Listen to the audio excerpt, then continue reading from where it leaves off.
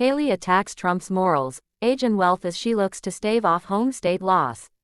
Nikki Haley now says Donald Trump is too old, too confused, too chaotic, and too tantrum-prone to be president, and in a jab likely to especially infuriate her rival, warns he even lacks the money to mount a proper White House run. The former South Carolina governor, the former president's last opponent standing in the GOP nominating race, is turning up the heat as she battles to prevent a career-besmirching shellacking in her home state primary. Haley laid out a stinging character study of the former president in an interview with CNN's Jake Tapper on Thursday. Grouping Trump with President Joe Biden, she said it was absurd that the country would be stuck with two 80-year-old candidates. Biden is 81 and Trump is 77. She warned that Trump has had some confused moments in recent days, and she rebuked the ex-president for a temper tantrum on the night of his New Hampshire primary win when he tried to push her out of the race. In recent campaign events, Haley has also questioned Trump's morality and capacity to tell right from wrong. Her harsh turn against the boss she once served as U.S. ambassador to the United Nations begs the question of why, after months of dancing around Trump's character issues, legal quagmire and assault on democracy, she's finally getting tough. Has Haley found her voice, located a sweet spot where she can target the former president, or decided to commit to a new hardline strategy that she thinks might bring down the overwhelming favorite for his third straight nomination? Or is Haley simply joining the long and inglorious tradition of Republican candidates who lash out at Trump only when they've already been effectively crushed by him, including the unhappy Florida trio of former Governor Jeb Bush and Sen. Marco Rubio in 2016 and current Governor Ron DeSantis at the end of his misfiring 2024 race? DeSantis struggled with how to deal with Trump for his entire campaign, and he only let loose with searing attacks against his former mentor when his cause already seemed hopeless ahead of his second-place finish in Iowa last month.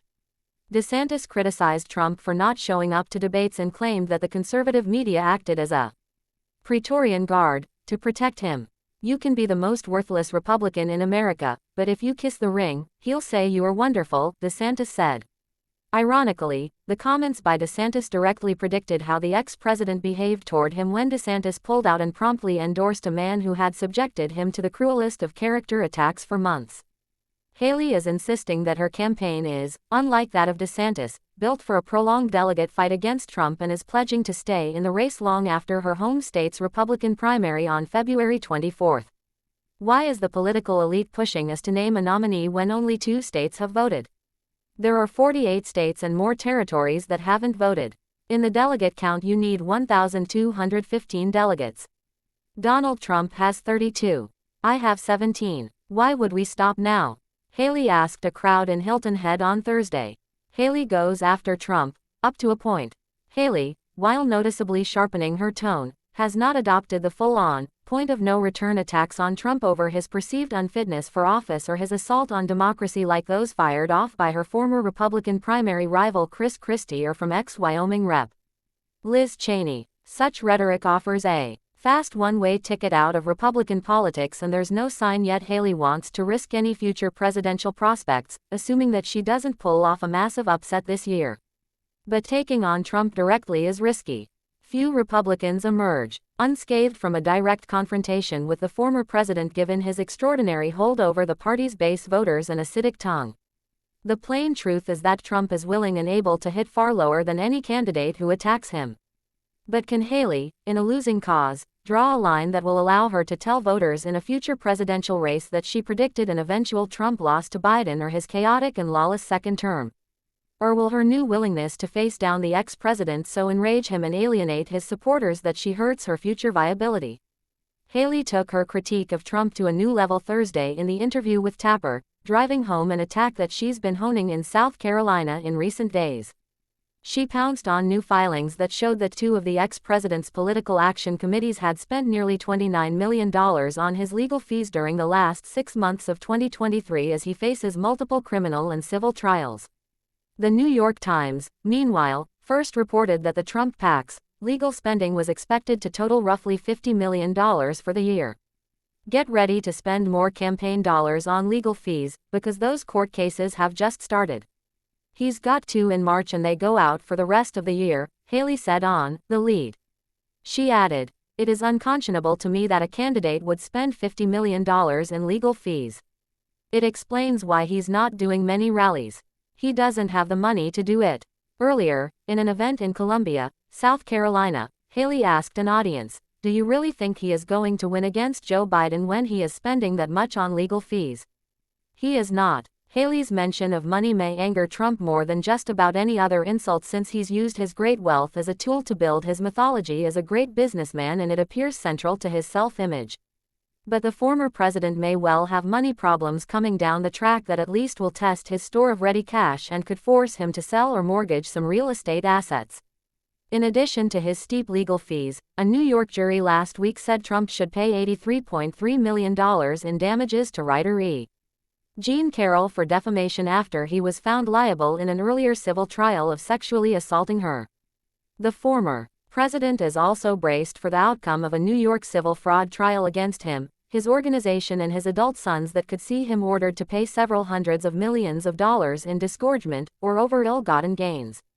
Trump may also be barred from doing business in the state of New York, a move that could prove hugely damaging to his real estate empire.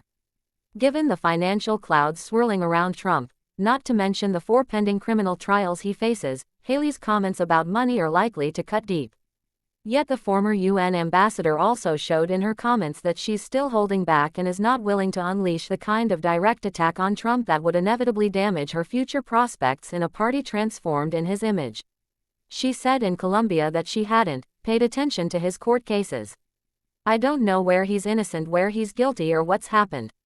Given that Haley is running against Trump and his legal exposure is his greatest liability in a general election, it might be incumbent on Haley to consider the mountain of charges and evidence against her rival. Considering that women voters are likely to play a critical role in the general election, another candidate might have brought up Trump's alleged behavior toward Carroll, especially one trying to break the highest glass ceiling to become the first woman president. The closest that Haley has come to discussing the details of the case was when she said on NBC's Meet the Press on Sunday, "I absolutely trust the jury."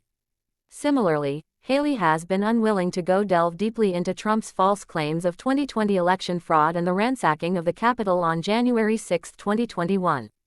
For months on the campaign trail, she alluded to Trump's past behavior obliquely, arguing that it was time for a new generation of leadership to move the country on.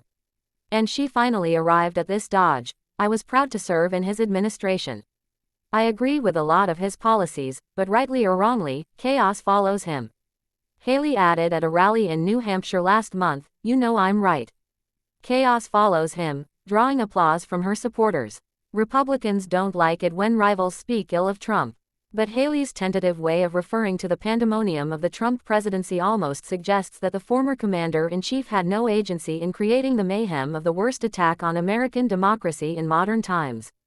But she had little choice. This was a message designed to navigate Haley past a critical reality of the GOP nominating race. There is no advantage to be won among core GOP primary voters from hammering Trump or truth-telling about his record. The findings of a new CNN SSRS poll released on Thursday encapsulated Haley's dilemma. While it showed her beating Biden in a hypothetical general election matchup by 13 points among registered voters, the poll found that 70% of Republicans had a preference for Trump and only 19% preferred her as their nominee. Haley's performances in Iowa and New Hampshire, where she did well among moderate, suburban Republicans and independents but struggled with hardcore Republicans, tell the story of the former president's dominance in the nomination race. These figures explain why Haley and GOP rivals like DeSantis were in such a vice over the last year. They had to find a way to exploit Trump's greatest general election liabilities in the knowledge that most Republican voters had no interest in hearing about them. Trump's campaign is increasing its counterattacks on Haley, hoping that a crushing victory in South Carolina will end her White House bid. On Thursday, a group of state lawmakers who have endorsed the ex-president held 2 news conferences designed to destroy her reputation among GOP voters in her home state. South Carolina Rep. Nancy Mace accused Haley of being pro-China. "We need a man who's going to be strong and whose enemies will fear him." Nikki Haley is China's favorite governor, Mace, herself a former critic of Trump, said. South Carolina State Rep. Bill Taylor hit back at some of Haley's recent criticisms that Trump only thinks of himself. Nikki Haley is not the right candidate to be President of the United States. Nikki is always about Nikki, Taylor said. While it's theoretically possible that Haley's new truth-telling, up to a point, about Trump as well as the former president's very public legal crises could begin to turn sentiment against him in the primary, there's more reason to suspect that it will not. And Haley seems destined to join the ranks of Republican candidates who were willing to call out Trump's character and conduct, only when it was too late.